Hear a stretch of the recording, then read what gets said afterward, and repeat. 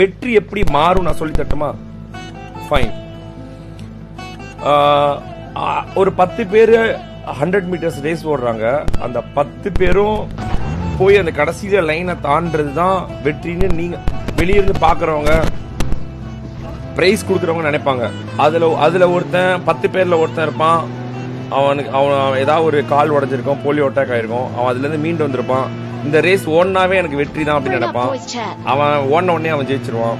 இன்னொருத்தன் first time நான் கலந்துக்க வரேன் அப்படின்னு சொல்லி கலந்துக்க வருவான். கலந்துக்கிட்டாவே வெற்றி நினைப்பான், அவன் அதுல ஜெயிச்சிருவான்.